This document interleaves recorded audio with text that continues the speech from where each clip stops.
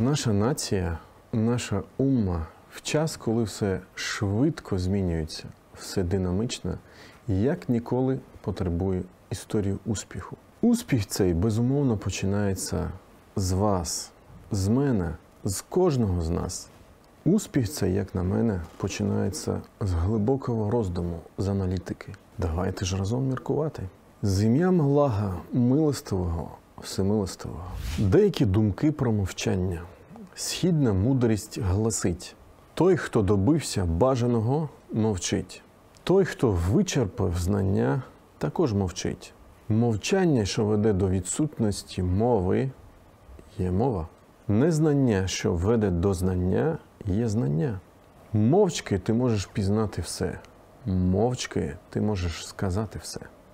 Часом необхідно усвідомлено мовчати, адже мова з арабської «калям» – це те, що ранить та коле людину. Тому вона повинна бути виключно благою.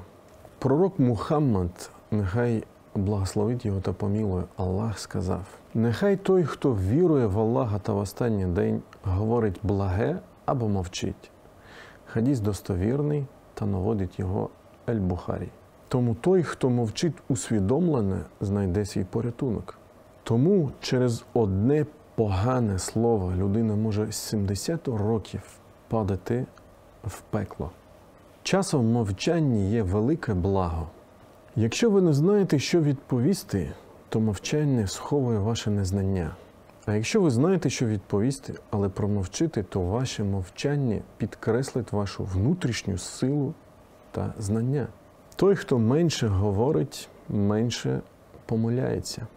Як часто ви мовчите, таким чином даючи свій особливий меседж співрозмовнику? Будь ласка, якщо не можете сказати благе, то мовчіть.